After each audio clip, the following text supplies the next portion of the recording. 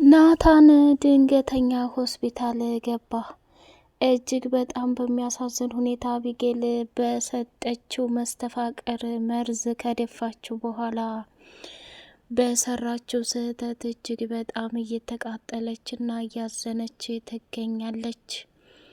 ዳጣ ከሚባለው በላይ የናታን አደገኛ ወይንም እንደዚህ አይነት አቢጌል አድርጋው ድንገተኛ ሆስፒታል በመግባቱ እጅግ በጣም እያዘነችና እየተቃጠለች ትገኛለች። ወይኔ ጉዴ!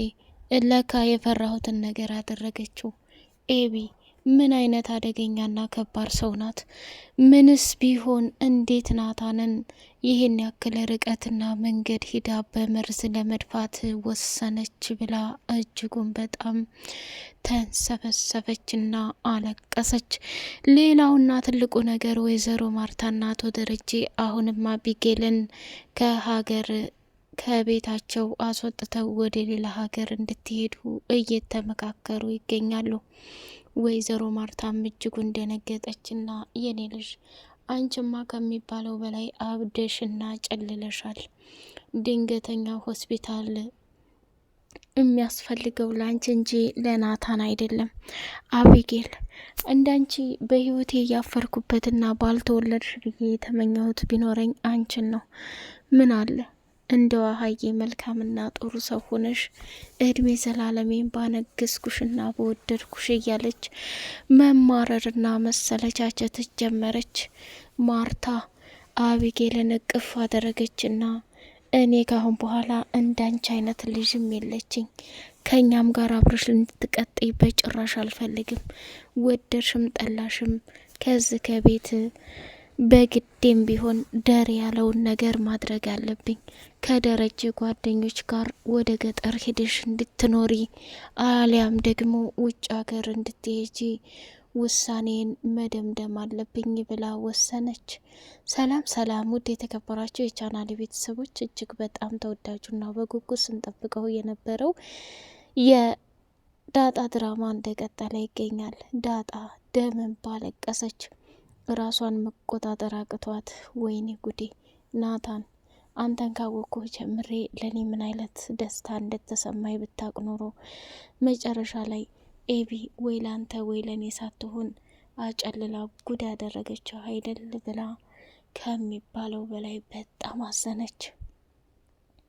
ናታንም ደግሞ ያደረገው ስህተት እጅግ በጣም እያቃጠለውና እያንገበገበው ይገኛል።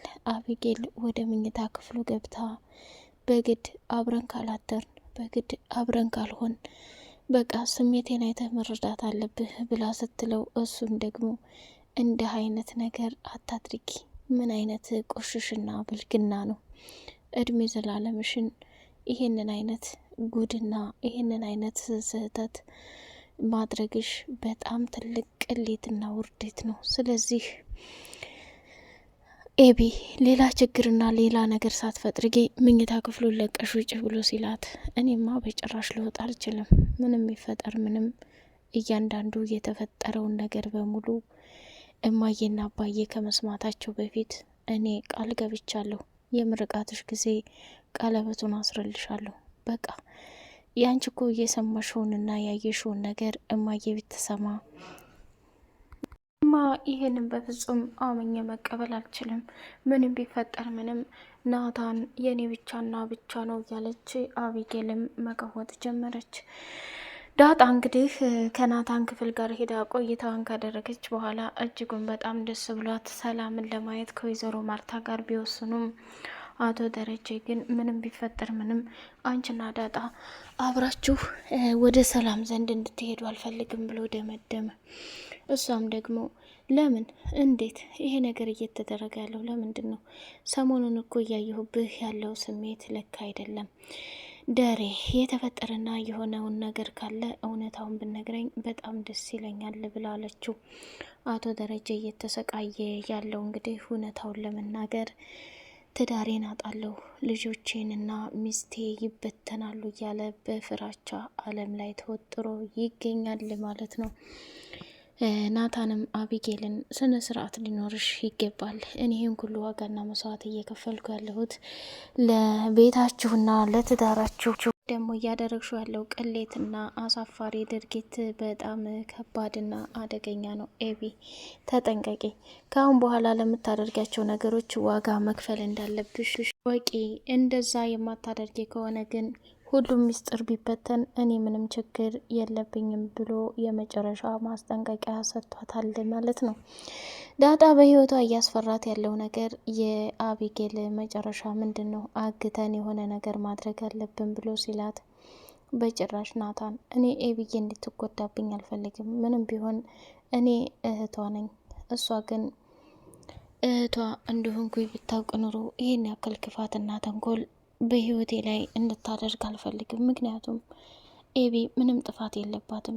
እኔ ከመምጣቴ በፊት ከእሷ ጋር ቤስት ፍሬንድ ነበራችሁ። አሁን ላይ ግን እኔን ካየኸኝ በኋላ እየተሰማ ያለው ስሜት ግልጽ ነው። ለዛም ነው በህይወታችን ትልቅ ጠባሳና ደስ የማይል ነገር ማድረግ የማልፈልገው። አየናታን፣ አንዷና ብቸኛዋ እህቴ እድሜ ዘላለሟን ስትሰቃይና የሆነ ነገር ሁና በጸጸት መቃጠልና መንገብገብ አልፈልግም ብላ አለችው። እሱም እንግዲህ በጣም አዘነና ይቅርታ፣ እኔ አንቺ እንደዚህ እንድታዝኝ አልፈልግም ዳጣ። በህይወት እያለሁ አንቺን በምንም አይነት ሁኔታ ለማስከፋትና ለማስቀየም አላስበውም ብሎ ነገራት። እሷም እጅጉን በጣም ደስ አላትና እሺ እኔም ደስ ይለኛል። ሆኖም ግን እየተሰራና እየሆነ ያለው ነገር በጣም በህይወታችን የማንጠብቀው ከባድና አደጋ ነገር የሚፈጠር ይመስለኛል ብላ አለችው። ውሃዬ ዋህነትና ጅልነቷን ወይዘሮ ማርታ እየሳቀችባትና እየተገረመችባት ነበር። መጨረሻ ላይ እንግዲህ ውሃዬ ካሰበችው ሀሳብና እቅድ መካከል አባዬ፣ ቆይ አንተ ለምንድን ነው እንደምትቆጣው? እማዬን ለምንድን ነው እንደምትላት? እማዬ ለምንድን ነው የምትሰራው? እያለች ማስመሰል ጀመረች እና እንግዲህ ወይዘሮ ማርታም ከሚባለው በላይ ከደረጀ ጋር ከባድ ጦርነቷን እንደቀጠለች ትገኛለች። ውሃዬም በምጥን እናትና አባት መለያየት መሰረት ወይዘሮ ማርታ ጸጉሯን እየሰራች፣ ስሚ ዳጣ፣ እኔና አንቺ ሰላምን ሁሉንም ነገር ለመናገር እንዲሁም ደግሞ እንትን ለማለት ወስነናል። እውነታውን መናገር አለባት እየተባባሉ ሳለ ምጥን ደግሞ አንገቷን ደፋችና እያለቃቀሰችና እንዲሁም ደግሞ ስለ እናትና አባቷ መለያየት እያሰበች በጣም ተከዘች። መጨረሻ ላይ ወይኔ ጉዴ በጣም ያሳዝናል።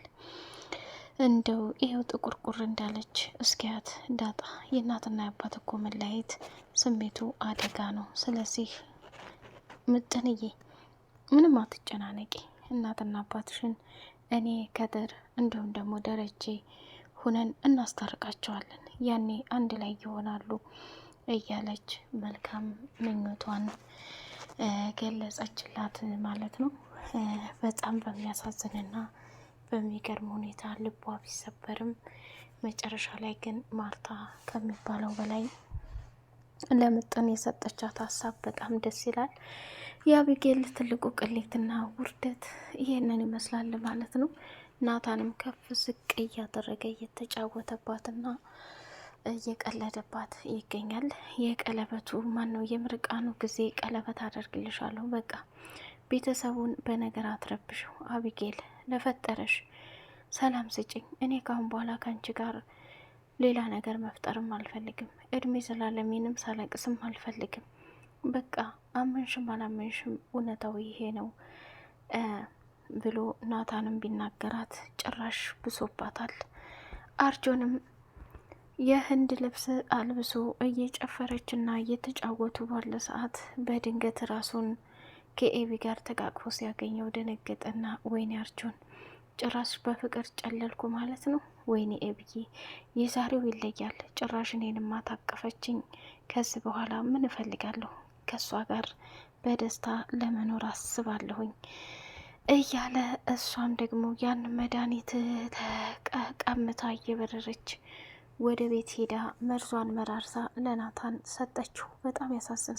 ዛም በጣም በሚገርም ሁኔታ ምግቡን ወደ ናታን ክፍል ወስደሽ ስጪ፣ ይሄንን ደግሞ አቢጌል አይደለችም ያደረገችው ብለሽ መናገር አለብሽ ብሎ ሲያስጠነቅቃት እሷም ደነገጠችና ያንን ምግብ ወደ ናታን ክፍል ይዛ ገባች።